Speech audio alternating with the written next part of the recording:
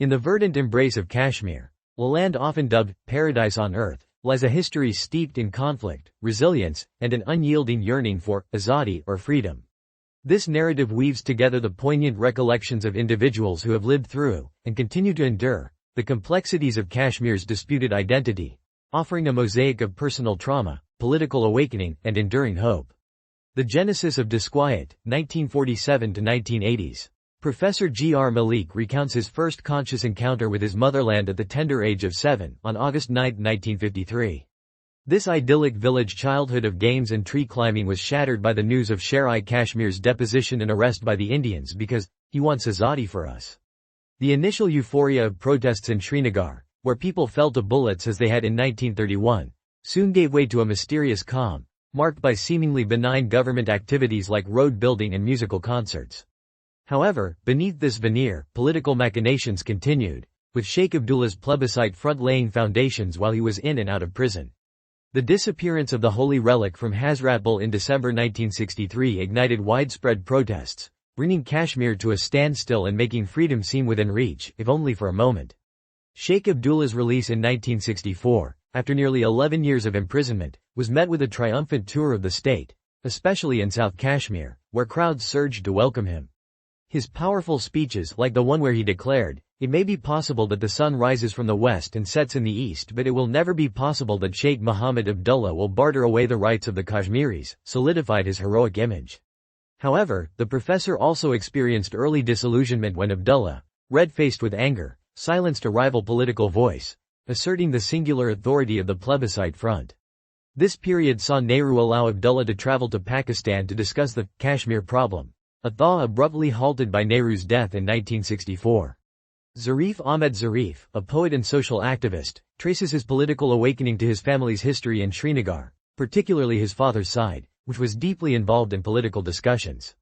He recalls how Kashmiris in the early days perceived Pakistan as close and never thought of India in the same way, with people secretly carrying Pakistani newspapers across the ceasefire line.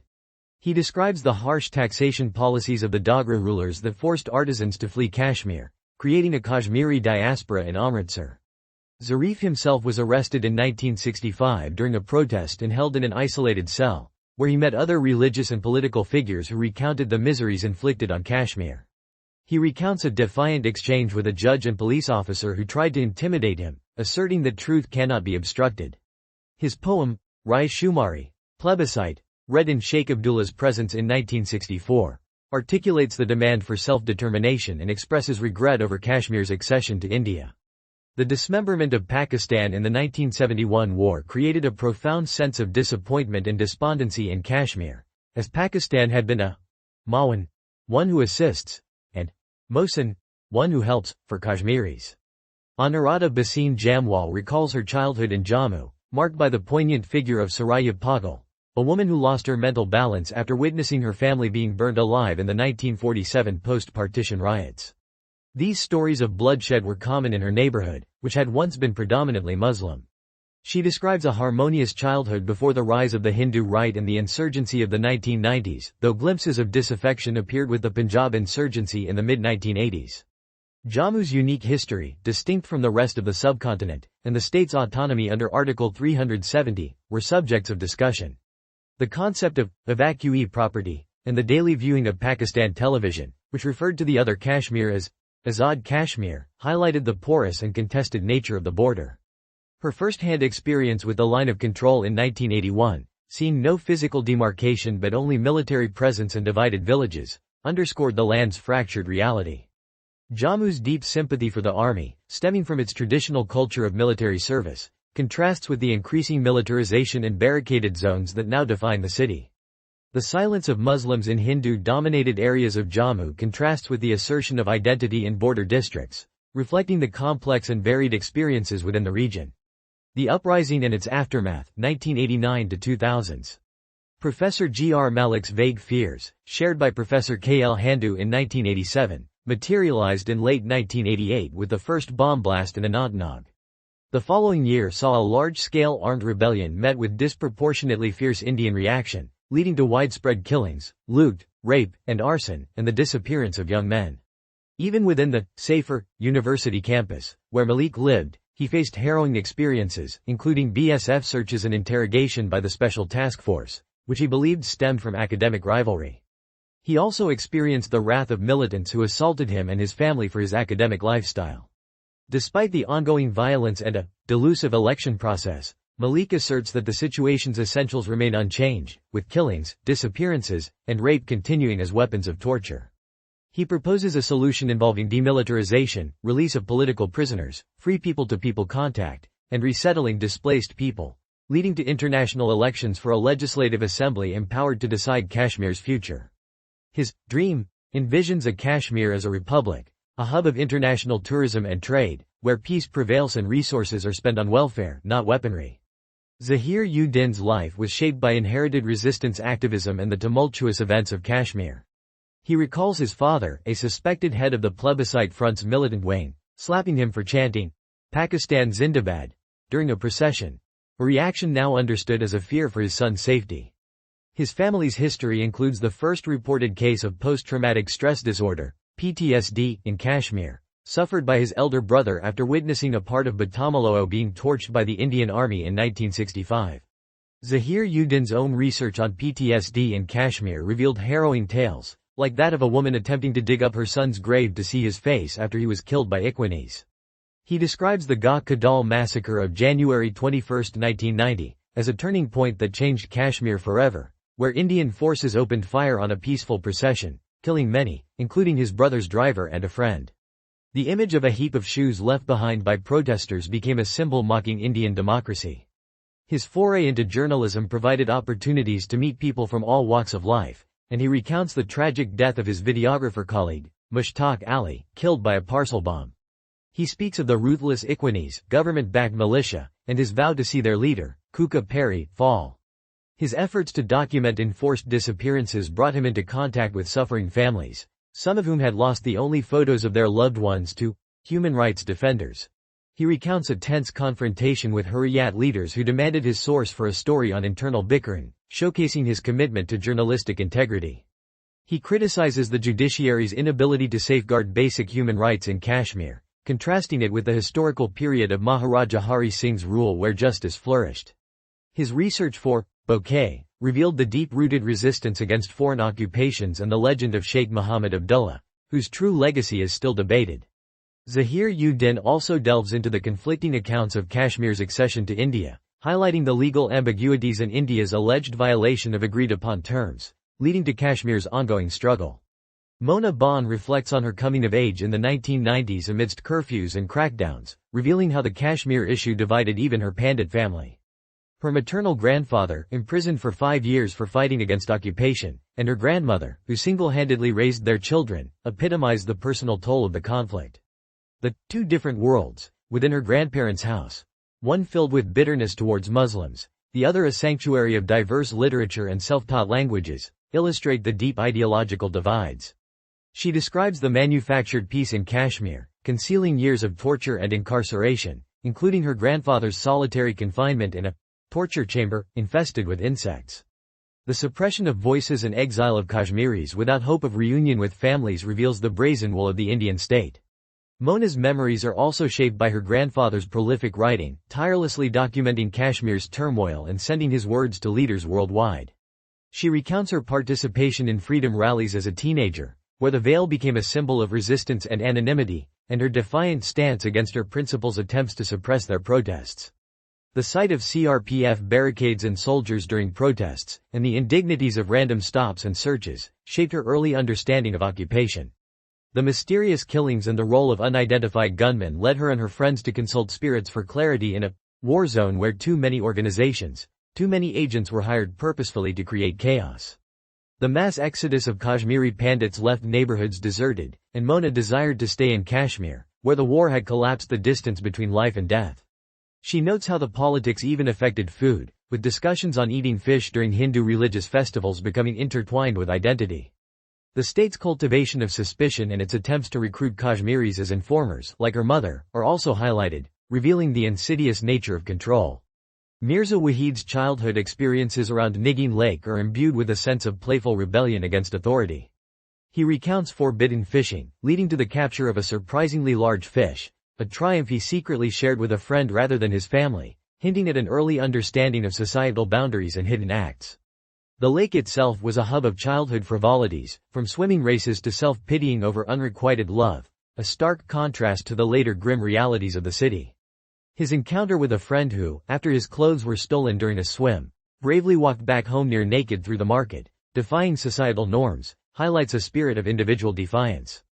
Wahid draws parallels between the siege of Gaza and Kashmir's crackdowns, where long curfews led to food shortages, forcing young boys to venture out in boats to scavenge for vegetables. This youthful adventure was a flimsy camouflage for an otherwise dire situation, a poignant reminder of daily indignities inflicted by a repressive state. He recounts a harrowing experience during a cordon and search operation, where he witnessed dead bodies and felt powerless, a moment that shaped his understanding of how military power normalizes violence. This experience later inspired his novel, The Collaborator, which explores themes of searching for identity and confronting the horror of war. Khurram Parvez's journey into political consciousness began in 1987 with the Muslim United Front, MUF, a political party formed to democratically resolve the Kashmir dispute. However, the rigging of elections and the targeting of MUF supporters, including himself, led to deep disenchantment with India. He believed Kashmir was an occupied territory, its special status eroded, and India's promise of a plebiscite unfulfilled. The suppression of democratic efforts left Kashmiris with little option but to resort to armed struggle. He recounts his participation in leading rallies and campaigning for MUF, despite constant harassment from the police. The Gah Kadal massacre in January 1990, where his maternal grandfather was killed, further solidified his resolve for Azadi. He describes the widespread support for the Tehreek movement and the common practice of blackouts as a symbol of resistance. His experiences at an NCC camp in Gujarat, where Kashmiri students asserted their identity by chanting, Nara-e-Takbir, Allahu Akbar, in response to Vande Mataram, highlight the sharpening of their political awareness when outside the valley. He observes how some militants engaged in thuggery and extortion, undermining the genuine freedom struggle. A life-altering incident occurred in 2004 when his vehicle was blasted apart during election monitoring, leading to the loss of his leg and the death of his colleague, Asiya Jilani. This incident, coupled with the revelation of a fake encounter involving Captain Sumit Kohli, cemented his belief that the attack was a conspiracy by the army to kill him. Despite his physical handicap, he dedicated his life to human rights activism, co-founding the Jammu and Kashmir Coalition of Civil Society, JKCCS, and advocating for accountability and transparency in Kashmir's politics. Abdul Qadir Dar recounts his journey from a student supporting the MUF in 1987 to a former militant and now a human rights activist. The rigging of the 1987 elections convinced him that India did not want to resolve the Kashmir issue democratically.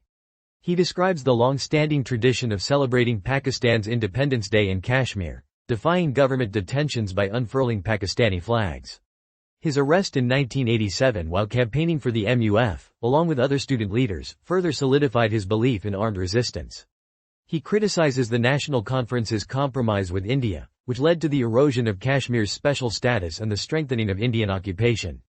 The denial of Kashmiris' rights over their natural resources and the presence of draconian laws like the Public Safety Act are highlighted as examples of disempowerment.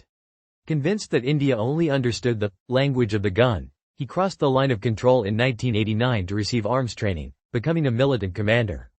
He describes leading thousands of men and the brutal counter-insurgency operations by the Indian state, which left few survivors.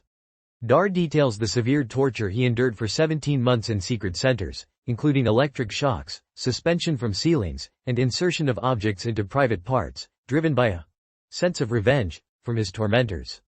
Despite the physical and psychological scars, he continues his human rights activism with Voice of Victims, documenting torture and advocating for justice, asserting that the struggle for independence continues, peacefully if possible. Shahnaz Bashir's childhood in Kashmir was inextricably linked to the Indo-Pak cricket rivalry, a subtle indicator of the underlying political sentiments. The closure of cinemas due to bomb blasts and the ubiquitous posters of a Kalashnikov-wielding Azam Inchalabi marked his shift from Bollywood fan to aspiring freedom fighter. He sensed the agitation in Kashmir from an early age, grappling with the politics he couldn't fully comprehend, leading him to question the lack of Kashmiri history in his schooling. He yearned for narratives of Kashmiri leaders' experiences, particularly their allegiance to the Indian constitution after 1947. The iconic photograph of Nehru and Abdullah at Palladium Cinema in 1947, followed by Abdullah's imprisonment and the subsequent mutilation of the political anatomy of the state, highlights the manipulation of Kashmiri aspirations. He grappled with the mass migration of Kashmiri Pandits, recognizing both the historical exploitation of Muslims by Pandits and the inherent wrongness of their displacement. The tragic loss of his childhood friend Shivani Cole, a Pandit, further deepened his understanding of the conflict's human cost. He emphasizes how 1947 was the most decisive and distorted year in modern Kashmiri history, laying the foundation for military occupation and continuous struggle. Syed Zafar Mehdi's birth during a curfew symbolizes his innate connection to Kashmir's conflict. His childhood memories are filled with ominous terms, like curfew and crackdown, and experiences of military harassment and the trauma of witnessing informers identify suspected militants. The massacres of Gah Kadal, Zakora, and Tangpora, and the Kunan Pashpora gang rapes, fueled the rebellion and instilled in his generation a deep sense of pride in martyrdom.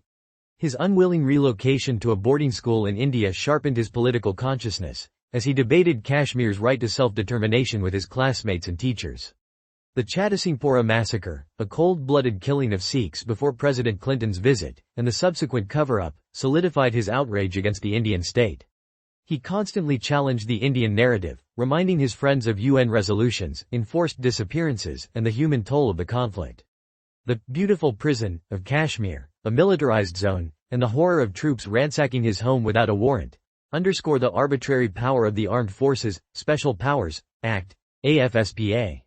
His experiences in Delhi, where Kashmiris faced abuse and wrongful arrests, exposed the hideous face of the devil beyond Kashmir's borders.